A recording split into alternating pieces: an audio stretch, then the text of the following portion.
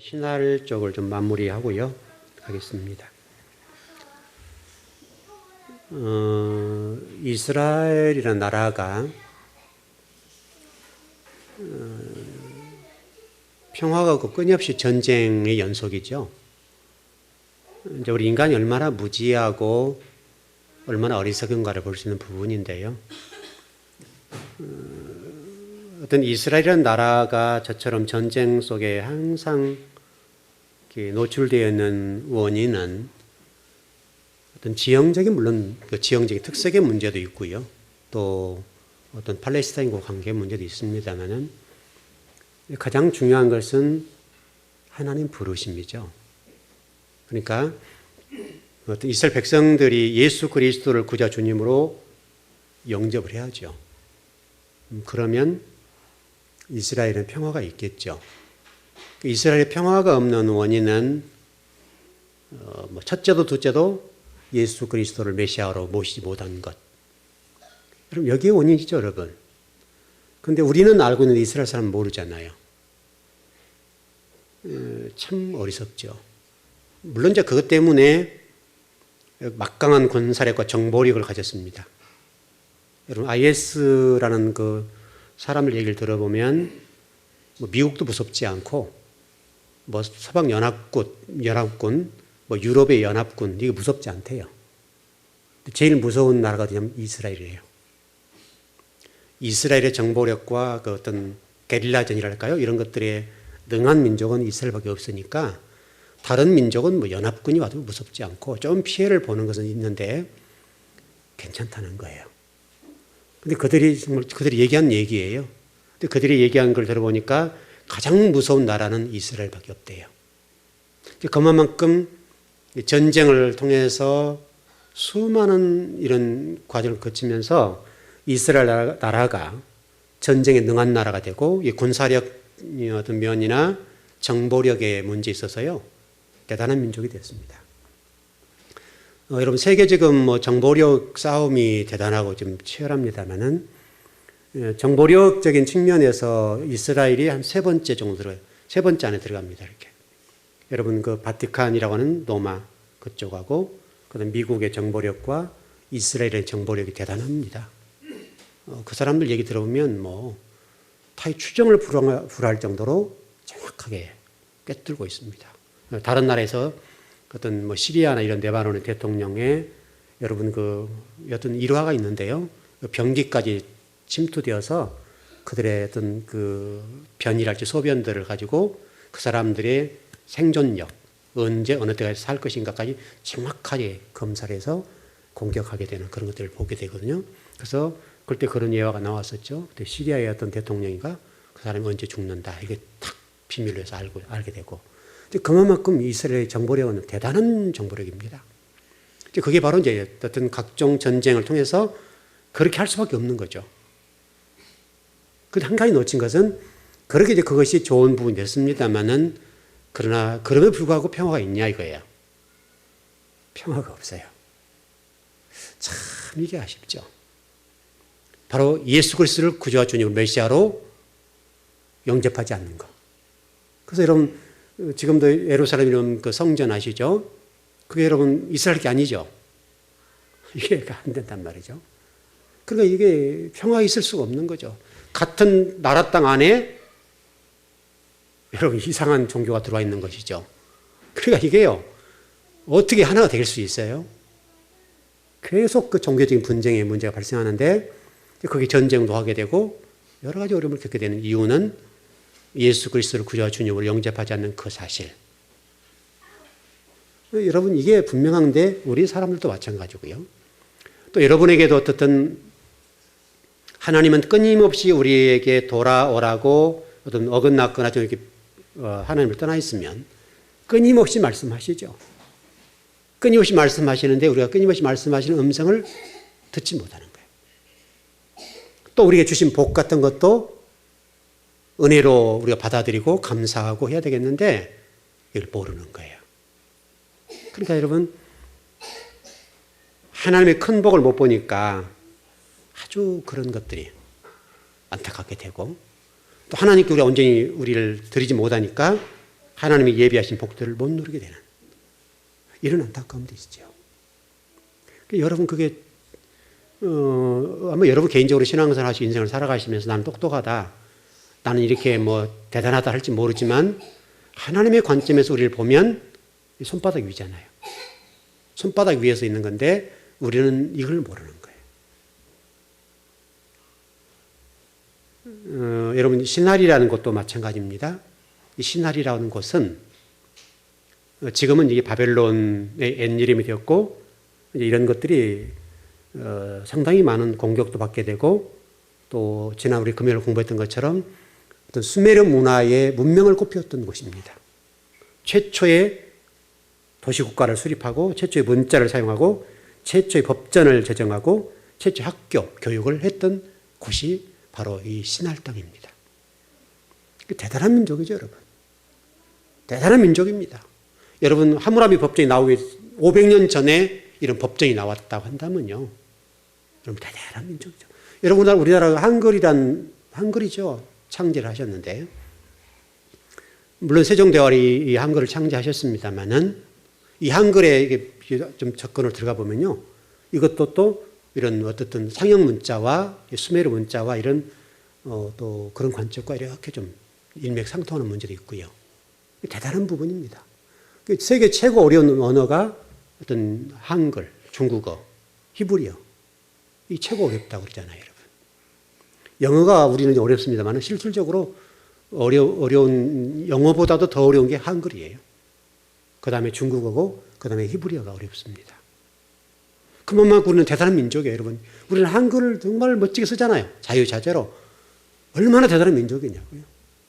이렇게 하나님이 좋은 것들을 많이 주셨는데 우리의 주신 복들을 온전히 누리지 못한 것도 우리 또한 모습 속에 있습니다. 그러니까 우리 지난 우리 금요일 공부했던 대로 이 시나리오라는 것은 어떤 주신 재능과 달란트와 우리 똑똑한 이 머리들, 이런 것들을 하나님의 유익을 위해서, 하나님 나라의 유익을 위해서 사용하지 못하니까 그게 불행이 오고 그걸 우리를 치는 것이 오는 거예요. 이렇게 되어 있습니다. 또 이 시날 땅, 이 바벨론이라고 하는 것은 지금 잠시 주춤하고, 물론 뭐 자본주의가 지금은 세계를 잠식하고 모든 사람들이 자본주의 논리에 노출되어 있죠. 이제는 돈이 최고가 되고 권력, 명예가 최고가 되는 그런 시대가 되었습니다. 지금 현실이 그렇습니다. 그래서 제가 오늘 오전에도 말씀드렸습니다만은 현 시대를 이렇게 볼 때 이제는 어떤 쇼핑, 이것이 우리가 존재하는 목적이 되어버린. 그래서 다른 사람과 비교했을 때 어떤 좋은 옷을 입느냐, 뭐 어떤 아이 쇼핑을 얼마나 많이 즐겼냐, 이런 것들이 이제 우리 행복의 척도가 되어버렸습니다. 안타까운 거죠. 이러니까 이제 갑질의 문제가 나오죠, 여러분. 그래서 뭐 갑질 문제 이런 보시면요, 여러분 그 백화점 같은 데 여러분 많이 보셨던 그대로 점원들이 그 갑질하는 뭐 VIP, 뭐 VVIP 이런 고객들은 뭐 갑질하고 뭐 쌍욕을 하고 그냥 그 굴욕적인 인생을 짓밟아 버리잖아요. 그때 그 인생의 비참함들을 보게 되는데, 또 여러분 그 백화점 입장에서는 그런 큰 고객을 놓칠 수 없으니까 또 대우해 드리고 이런 문제가 발생하게 되니까 참 이 시대가 좀 어렵게 된 거죠. 그래서 이제 가진 자와 못 가진 자가 이렇게 이제 앞으로 이제 중산층 거의 없어질 겁니다. 지금 시대적으로도 지금 고가와 저가가 지금 형성되거든요. 이제는 최고 고가가 되는, 저가가 돼서 이게 모든 일을 해야 된다고요. 굉장히 이제 브랜드가 높아가지고 고가의 제품을 만들어서 팔아먹든지 아니면 아주 저가로 공략을 하든지 이런 시대가 도래됐다고요. 어떤 중간층으로는 살 수가 없는 시대.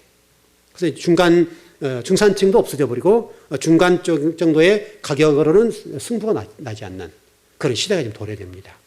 그래 지금 와 있어요, 그게요.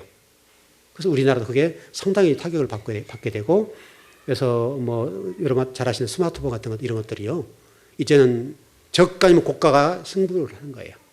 이제 중정도에 돼 있는 것으로는 살 수가 없어요. 그래 이것 때문에 우리나라 상당히 경쟁적으로 타격을 받게 되고, 우리나라 대기업들도 이것 때문에 뭐 자동차 마찬가지고 많은 것들이 이제 타격을 받습니다. 특별히 신할이라고 하는 것은 여러분 지금 이런 으로 끝나지 않고 앞으로 강성한 부분이 생길 거라고 이제 말씀드렸는데, 한번 성경을 찾아보시죠. 자, 우리 스가랴서를 한번 보시죠. 스가랴서 5장입니다.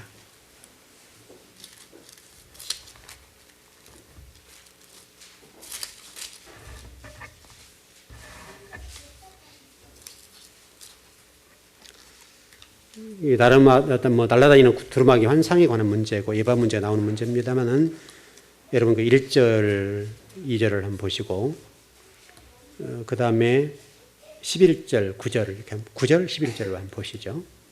자, 1절, 2절 먼저 한번 보시죠. 스가랴서는 1317쪽에 있습니다. 구약 성경. 조금 찾기가 힘들죠. 말라기서 조금 앞에 보면 있습니다.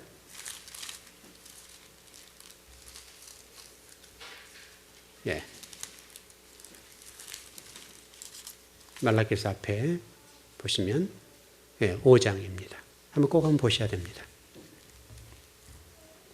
먼저 1절, 2절만 한번 보시죠. 예, 시작. 내가 다시 눈을 들어 본즉 날아가는 두루마리가 있더라.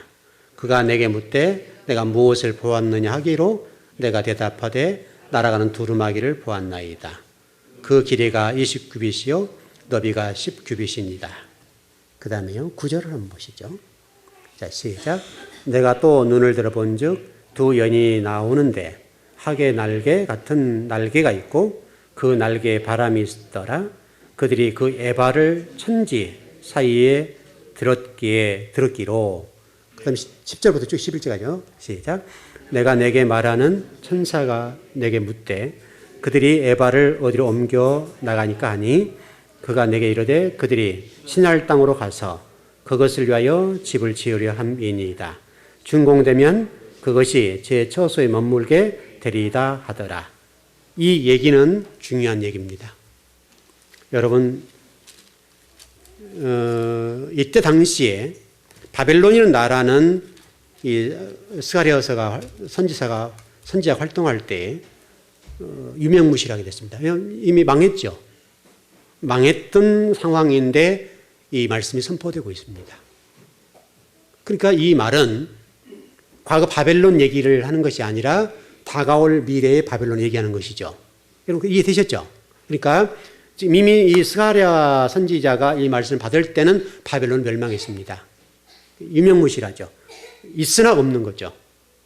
그렇게 지금 된 상황인데 왜냐하면 이게 아수르와 바벨론이 당시 이스라엘을 괴롭히고요. 이 북이스라엘과 남유다를 통해서 괴롭힐 때 북이스라엘 멸망되는 일들이 있었고 남유다만 남고 나머지 싹 없어져 버렸잖아요. 그때 이제 바벨론과 아수르가 큰 역할을 했습니다. 큰 역할을 했는데 그때 하나님 뭐라고 말씀하신 적 있죠? 종아리만 살살 때려 이런 것이었죠. 이스라엘 깨우기 위해서 아수르와 바벨론을 사용하신 것이었어요. 아수르와 바벨론을 사용하기 잠깐 이렇게 쓰는 도구죠. 쓰는 도구가 주인 행세를 해버린 거죠. 하나님 어떻게 하신 거예요? 내 자식들을 너희들이 괴롭혔기 때문에 너희를 내가 멸망시켜 버릴 거야 해서 아수르와 바벨론을 멸망시켜 버립니다. 이 내용이에요. 이 일이 이미 진행됐던 상황입니다. 이 얘기는 바로 요한계시록 연결되어서 이 본문이 바로 마지막 시대에 되었을 때 말세 지말이라고 할까요? 말세가 되었을 때 이런 일들이 벌어질 거다. 다시 신할 땅으로 모여든다 그러잖아요. 신할 땅으로 모여들어서 여러분 스가랴 보니 뭐라 해요? 두 여인이 에바를 들고 신할 땅으로 정착하게 되는 모습을 설명하고 있잖아요. 그렇게 지금 정리가 되어 있고 이런 상황들입니다. 이미 지금 이 바벨론은 멸망된 상태고 아수르도 마찬가지입니다. 이미 멸망했어요. 그런데 오늘 이 신할 땅 얘기를 다시 하고 있는 것을 보게 되면 이 신할 땅의 내용들이 그대로 다시 이루어진다는 거죠. 자, 여러분 요한계시록 17장으로 넘어가 보시죠.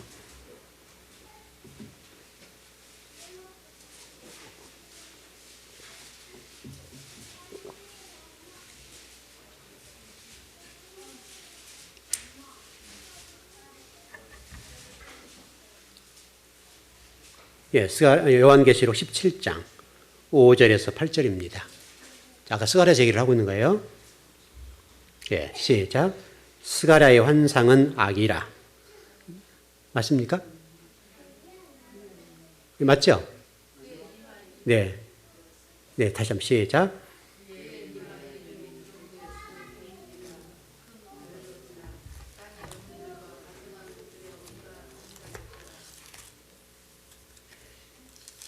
네, 17장 5절에서 8절. 예. 이 지금 내용들을 보면 바벨론에 관한 얘기들이죠. 그렇죠. 그의 이마에 이름이 기록되었으니 비밀이라. 큰 바빌론이라. 땅의 음료로 가정한 것들이 엄밀하 하였더라. 또 내가 보매 이 여자가 성도들의 피와 예수의 증인들의 피에 취한지라. 내가 그 여자를 보고 놀랍게 여기고 크게 놀랍게 여기니 천사가 이르되 왜 놀랍게 여기느냐? 내가 여자와 그가 탄 7 머리와 10뿔 가진 짐승의 비밀을 내게 이르리라. 내가 본 짐승은 전에 있었다가 지금은 없으나 장차 무정갱으로부터 올라와 멸망으로 들어갈 자니 땅에 사는 자들로부터 창세 이후로 그 이름이 생명체에 기록되지 못한 자들이 이전에 있었다가 지금은 없으나 장차 나올 짐승을 보고 놀랍게 여기리라. 이게 지금 그 얘기입니다. 이게 지금 스가랴에서 나와 있는 에바 문제, 이 신할의 문제를 설명하는 내용입니다. 그래서 다시 이제 바벨론의 얘기가 지금 이 스가랴에서 환상의 문제가 악으로 지금 요한계시록 17장에 등장한 모습입니다. 이게 지금 분명히 성경 바벨론이 다시 한번 강성해질 것이다 라고 하는 것이죠. 물론 18장에 이제 멸망되죠. 이것은 어떤 나라에 국한된 부분도 있겠습니다만은 그러나 분명 하나님 반대 측에 있는 하나님 나라를 대적하는 어떤 세력을 얘기합니다. 지금 봤을 때는 어떤 주로 지금 많은 학자들 얘기로는 이라크로 얘기를 합니다. 이집트 또는 이라크로 얘기를 하는데 이라크가 앞으로 장성하게 되어서 한 번 정도 이 마지막 시대에 하나님 나라를 방해하고 영적 세력들에게 대항 세력이 되어서 힘들게 할 것이다. 이것은 우리가 아주 안 좋은 부분입니다만은 그러나 하나님은 여러분과 저를 세우는 데 있어서 아주 중요한 부분입니다. 저와 여러분들을 세우기 위해서 악의 도구를 사용하십니다. 여러분 그런 부분이 있죠. 그러니까 지금 이스라엘이라는 나라도 이 팔레스타인이라는 이 사람들 사용하고 이 사람을 통해서 이스라엘을 깨우는 거죠. 못 알아들 뿐이죠, 여러분. 그러니까 이 사람들이 하나님의 도구가 되어서 이스라엘을 깨워주는 역할을 하는 거예요. 이 사람들은 하나님의 일회용품들이에요. 이게 주인들이고 이게 하나님 자식들이니까 자식들을 깨우는데 우리도 마찬가지인데 지금 이스라엘 그런 것처럼 우리들도 하나님께서는 지금 언젠가는 바벨론의 나라를 들어서 우리를 깨워주는 역할을 해주겠다는 거예요. 그럼 이 사람들은 도구죠. 도구 역할을 해주는 거예요. 도구가 있음으로 해서 살아나는 거예요. 예수가 여러분 언제 이런 얘기를 드렸죠. 화로차 얘기를 했었지 여러분. 그 얘기 역할이에요. 화로차 안에는 여러분 활을 가지고 오는 데 있어서 그보다 강하고 더 빠른 또 다른 어종을 집어넣어요. 그럼 이 어종이 계속 다른 고기를 잡아먹으려고 막 쫓아다닌단 말이죠. 쫓아다니기 때문에 다른 고기들이 피하는 거예요. 그 역할이에요, 여러분. 바벨론의 역할은 하나님이 여기 바벨론 없애볼 수 있잖아요, 여러분. 없앨 수 있으나 그 바벨론은 지금까지 다시 한번 고개를 들게 만들어주는 목적이 뭐냐면 저와 여러분들을 세워주기 위한 목적입니다. 또 하나님 백성들을 구별해내는 그런 작업들을 하시기 위한 도구들로 사용하고 있다는 것을 여러분 볼 수가 있습니다. 바로 이들은 하나님의 어떤 은혜를 입은 자들이 아니라 저와 여러분들을 깨우기 위해서 하나님 백성들을 세워주는 역할을 하고 있다고 하는 것을 우리가 지금 볼 수가 있어요.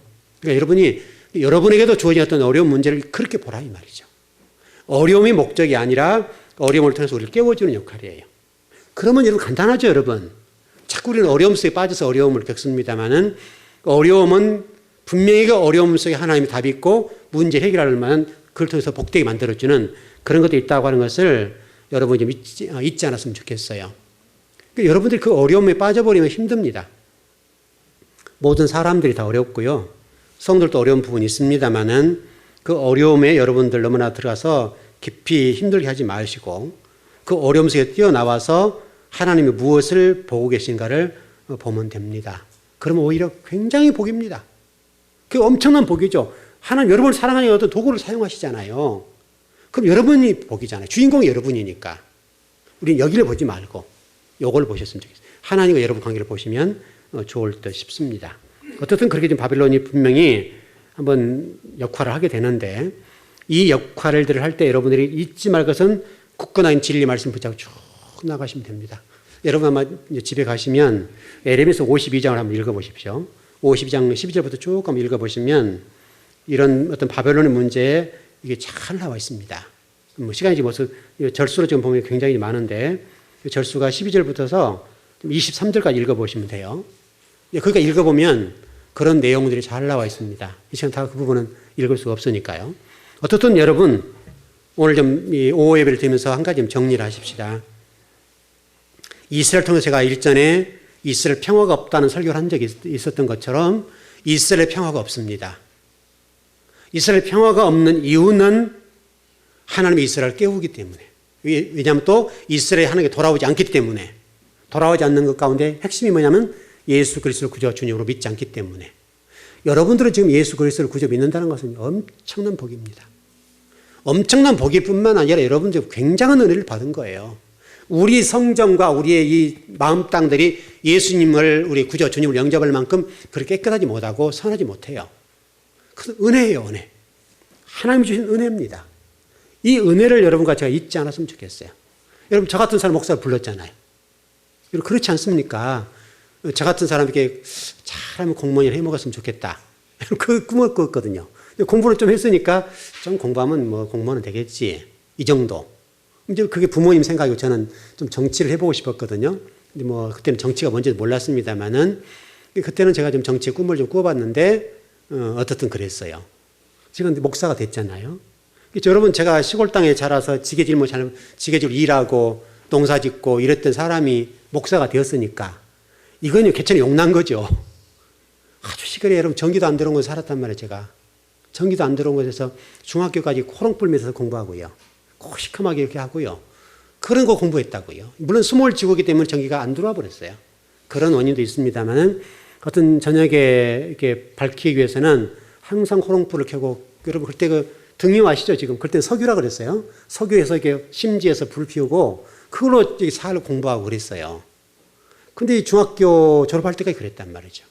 중학교 졸업할 때 스몰주가 돼서 제가 이사를 나왔습니다만은 그곳에 살았더라면 제가 목사가 됐겠어요, 여러분? 아마도 그 땅에 그곳에 살았다는 목사가 되게 힘들었을 거예요. 물론 신앙생활 어떻게 될지 모르겠습니다만은 하여튼 지금 아련하게 기억되는 것은 그때 면 단위 안에 교회가 하나 있었던 것 같아요. 지금 생각하면 그래요. 근데 그때는 그 교회가 보이지 않았고, 뭐 그때가 교회를 못 다녔으니까요. 학교 다닐 때는 학교 근방에 교회에 있었고 같은 친구 가운데 교회 다니는 친구들이 있었어요. 이제 그런 것은 있었습니다만은 뭐 교회에 대해 생각해 본 적도 없고 교회가 뭔지도 모르고 예수님이 누군지는 뭐 말할 것도 없고 그런 사람인데 제가 예수님을 영접하게 되고 교회에 나와서 목사가 되었으니까요. 여러분 생각해 보세요. 이게 있을 일입니까 이게? 하나님이 저의 면이라는 곳을 스몰직으로 집어넣어서 저를 탈출시킨 거죠.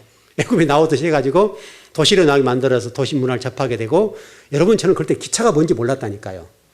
얼마나 좋은 놈이에요. 제가 기차가 지나가고 놀랬다니까요. 기차가 뭔지 모르니까. 아버님 알았냐? 몰랐어요, 아버님. 물론 아버님 기차 있는 건 아셨겠지만 저희 이사 간 곳에 전기가 들어올 줄 몰랐어요. 그러니까 들고 간 게 뭐냐, 호롱불 있죠, 그 호야 있죠. 그거 들고 기차 타고 갔다니까요. 그럼 그곳에 전기가 있다는 걸 몰랐단 말이잖아요. 그건 저희 아버지도 몰랐다고요.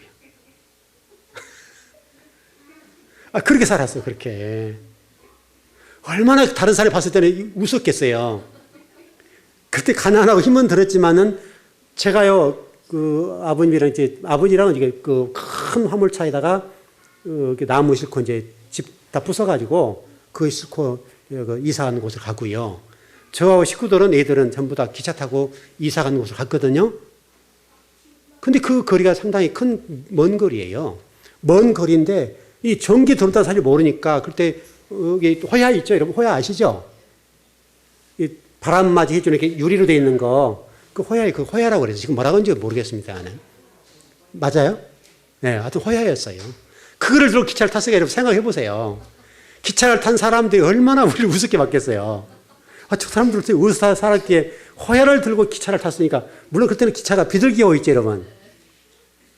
지금 완행 열차는 뭐예요? 완행 기차? 없죠, 여러분. 지금 통일호가 있습니까? 예? 뭐예요? 누리호? 누리호라 그래요? 전 처음 들어보네 또요. 자, 기차를 타본 적이 없어가지고. 이거 지금도 촌놈은 촌놈이네. 누리호가 있는지 모르니까. 누리호가 과거처럼 통일호입니까? 비둘기호. 그래요? 지금은 우등이라냐? 하나요? KTX. 아, 그래요? 아, 보세요. 그림이 그려지죠, 여러분? 아, 가니까 전기가 들어오더라고요. 전기 있는지 모르고 간 거예요, 전기가 있는지를. 그곳에서 제가 나왔기 때문에 도시 문화를 접하게 되고 또 교회도 다 다니게 되고, 근데 하나님 그때 사람 붙여줬어요. 친구를 붙여줘서 붙여주시니까 그때 제가 교회 가자고 자꾸 그래가지고. 아, 그때 여러분 아시죠? 교회 가는 목적이 뭐예요? 예배드리러 간 게 아니잖아요, 여러분. 뭐 성가대하고 그런 것도 저런 것도 있습니다만은 이제 그때는 막 이렇게 이성이 막 눈을 뜰 때니까 옷 쫙 이렇게 입고요. 여러분 그랬단 말이죠. 여러분 얼마나 기적입니까 이게. 제가 그곳에 나와서 목사가 되고 예수님을 영접하고 목사가 되고 이렇게 됐다는 것 자체가 그게 기적이죠. 저에게는. 그 동네에 수몰주가 되지 않았더라면 물론 하나님 어떻게 하실지 모르죠. 어떻게 하실지 모르면 제가 꿈을 꿨다면 우리 부모님 생각했던 대로 뭐 공무원이 됐든지 아니면 좀 더 나을 것이 될지 모르겠는데 그 범죄에 머물지 않겠어요, 여러분? 그때 제가 목사가 됐다고요. 자, 공무원도 가르치고 교수도 가르칠 만큼 그런 목사의 자리가 서 있잖아요, 제가. 여러분 복 받았어요, 안 받았어요? 복 받았죠. 물론 목회의 길이 쉽지 않고 어렵게 여기까지 왔습니다만은 복입니다. 저는 그것을 잊어버리지 않습니다. 한 번도 제가 그곳에서 저를 이렇게 부르셨다는 사실과 또 제가 목사가 되도록 이렇게 인도하셨다는 것을 한 번 잊어먹지 않습니다. 왜? 특별하니까. 그런 놀라운 하나님의 계획들. 여러분 지금 그 동네에 나와서 예수 믿는 사람들 가정은 물론 다른 분도 있는지 모르겠는데 저희 집 식구하고 또 저희 한 6촌벌 되는 형님이 지금 수원 사시는데 그분이 사식 준비하다가 안 돼가지고 학원하고 그런 분이 계시는데 그 두 가정이 믿습니다. 나머지는 제가 몰라요, 연락처를. 아무도 몰라요. 제 친구들이 열 몇 명 있는데 어떻게 사는지 모릅니다. 연락해 본 적도 없고 연락도 안 되고 뭐 스몰지고 다 터졌을 거 아니에요.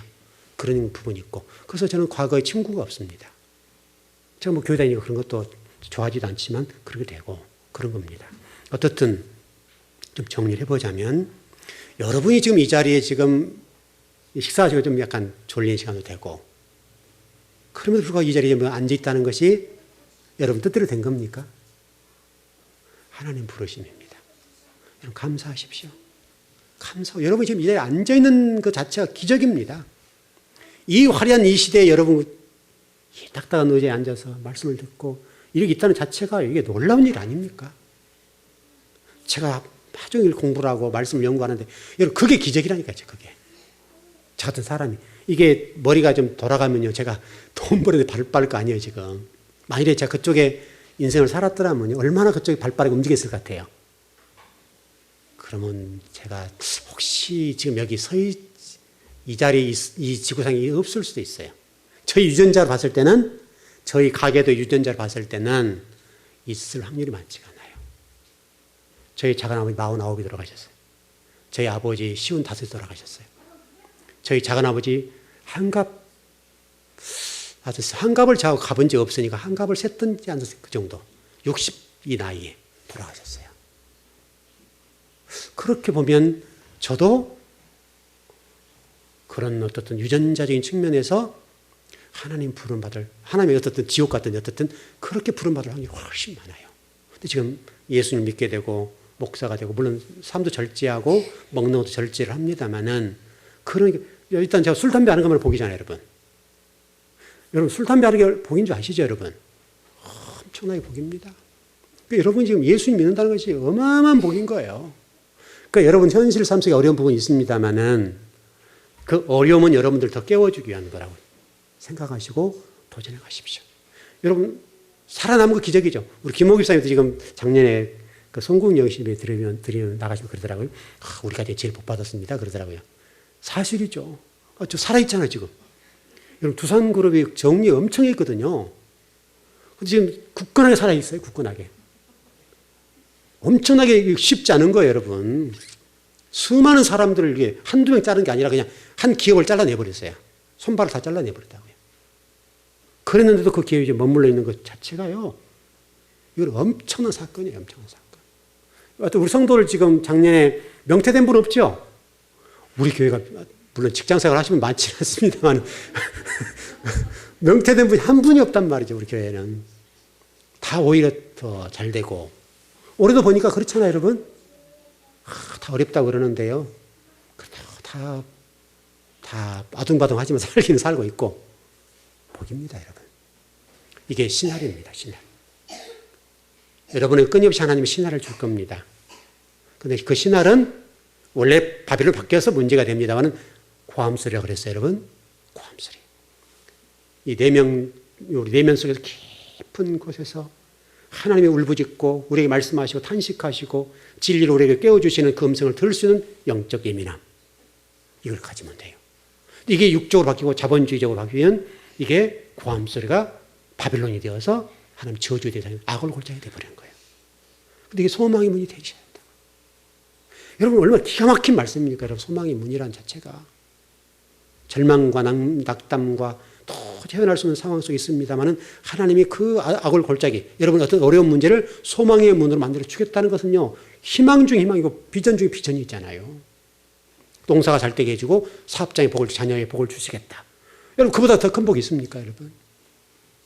그게 여러분 신할 땅입니다. 신할은 이렇게 복된 곳이에요. 근데 이게 악한 문제 때문에 이게 바뀌게 되죠.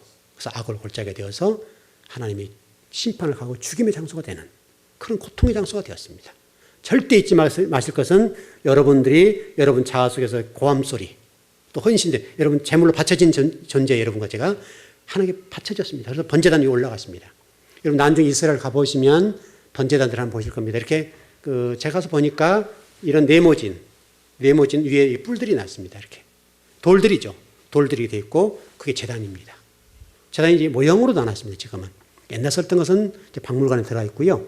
지금들은 이제 그 후대에 와서 모형적인 부분으로 상징적으로 만들어 놓은 것도 있습니다만은 그게 제단입니다. 지금 그 북쪽 쪽, 북이스라엘 쪽에 그쪽에 좀 가보면 단지파들이 과거 제단을 쌓았던 그런 제단들이 있습니다. 헐모르산을 중심으로 이렇게 그런 부분을 가보면요. 참 기가 막힙니다. 그 제단들 안에 또 수많은 이단들이 득실됐던 또 어떤 잘못된 우상들이 제단을 쌓았던 그런 장소들 다 볼 수 있습니다. 한번 가서 나중에 보십시오. 그리고 이 제단 위에 우리는 올려져 어떻든 정상적인 제단이라고 본다면 그 제단 위에 올려졌어요, 여러분. 그게 신할입니다, 신할. 올려졌기 때문에 우리 주장 못합니다. 그러면 하나님 어떻게 하신다는 거예요? 하나님의 계획한 프로그램대로 저와 여러분을 인도해 주시고 복을 주시겠다는 거예요. 여러분 그보다 더 큰 복이 있습니까 여러분? 이게 여러분 신할입니다. 여러분 지금 강단에와 여러분 앉아있는 곳이 마찬가지입니다. 저는 강단에서 복을 받아야 되죠. 여러분들은 그 앉아 계신 곳에서 복을 받으셔야 됩니다. 정말 저는 이 강단에서 하나님 말씀, 생명의 말씀을 여러분이 전해주는 자의 입장에 서 있는 그 위치에서 조금 더 흔들리지 않고 진리를 바르게 대언해주는 그런 목사로 살아가는 것 그게 복입니다. 제게. 여러분 말씀을 받고 그 말씀 받은 걸 가지고 여러분 삶 속에 적용하고 그 말씀을 이루어서 하나님 나라를 확장시켜 나가는 그런 성도가 된다면 그게 복입니다. 그게 여러분 신할 땅입니다. 시간이 거의 다 됐는데 다음 시간에는 아무라벨이라는 부분 나가겠는데 아무라벨이라는 부분은 아무나벨은 구별된 자라는 부분입니다. 뜻이 구별됐다. 여러분 구별됐다는 거 다 아시죠? 그리스도는 구별되어 있죠. 이스라엘도 구별되어 있습니다. 이게 아무라벨입니다. 아무라벨인데 이게 구별됐다 그렇게 되어 있습니다. 그게 기가 막힌 거예요. 하나하나를 풀어보면. 자, 결론을 정리해 보십시다. 여러분 그 세상 나가서 일하시고 살아남기도 쉽지 않고 또 어떤 일들 헤쳐나가기 쉽지 않으십니다만은 또 때로는 어려움도 있고 또 어떤 여러분 개인적으로도 쉽지 않은 문제들을 부딪힐 수도 있습니다. 그러나 이런 문제 속에서 헤매지 않았으면 좋겠습니다. 그 문제를 주시는 것은 여러분 복을 주시려고 은혜로 주시려고 여러분을 선하게 인도해 주시려고 주신 하나님의 선물입니다. 선물을 싫어하면 안 되죠. 선물을 기쁘게 받아들이시고 그 선물을 통해 하나님께 영광을 드리는 삶으로 여러분을 끌고 나가면 됩니다. 인도하시면 됩니다. 여러분 그렇게만 된다면 여러분 그게 굉장히 복이고 정말 멋집니다. 제가 여러분 늘 고백드리지만 저 같은 사람이 30년 전에 한번 죽음의 고비를 넘긴 것이 저에게는 너무나 복인 거예요. 힘들었고 정말 처절했고 이 25, 6살 때 죽음이라는 것을 맞이할 때에 죽었구나. 정말 포기가 되는 그런 상황도 있었는데 지금 제가 돌이켜서 보면 그 과정이 있었기 때문에 지금 조금이라도 제가 하나님 앞에 발에 가려고 애를 쓰게 되는 그런 것이 되었고, 그런 것이 되지 않았다면 저도 어떻게 하나님 앞에 또 성도 앞에 쓰임받을지 모르죠. 그게 저로 하여금 항상 저를 이렇게 견제해주고 저를 항상 선한 곳에 끌고 가려고 애를 쓰게 해주는 그런 역할을 해주는 거예요. 저는 그것 때문에 제가 이만큼 있는 거예요. 하나님 앞에 선하게 섰는지 악하게 섰는지 모르지만 이만큼이라 서 있는 거예요. 그럼 그게 복이죠, 여러분. 근데 그건 너무 힘들었어요. 여러분, 제가 항생제를 30분에 한 번씩 마약을 맞았어요. 그리고 입술이 시커멓게 타버릴 정도로 그렇게 힘들었어요. 견딜 수 없을 만큼. 입이 타버렸다는 게 이게 시커멓게 탈 정도로요. 입이 타버렸습니다. 그렇게 몸이 뜨거웠어요. 그래서 항생제를 30분 맞았는데 그게 마약을 맞은 거죠. 30분마다. 얼마나 이러면 통증이 심한지 몰라요. 정말 죽음이 나은 거예요. 그 정도로 통증이 심한데 그런 하나님 그 통증에 저를 건져주시고 살게 해주시고 그것 때문에 제가 지금 이만큼 일어서 있는 거예요. 그럼 저에게 그거는 어떤 일순간의 고통스러운 시간이었지만은 그 일순간의 고통이 저는 지금 저를 이렇게 세워준 거예요. 한 번도 제가 잊어버리지 않아요. 생생하게도 기억해요. 여러분에게도 그런 하나님 만남이 있을 겁니다. 여러분 있으시죠? 그거 기억하십시오. 그리고 여러분을 다잡고 말씀 나가시라고요. 그게 훨씬 복입니다. 그 어려움이 지나고 보니까 얼마나 큰 축복입니까? 저는 그렇게 생각합니다. 여러분은 어떻게 될지 모르지만 현재 여러분 어떤 고통을 겪고 있고 어려움을 겪으신 분들 절망하지 않길 바랍니다. 그 훗날은 그것이 여러분에게 여러분을 다잡고 하나님 나가는 정말 복된 그런 것들이 될 수가 있습니다. 그런 은혜가 여러분을 지배하시기 바랍니다.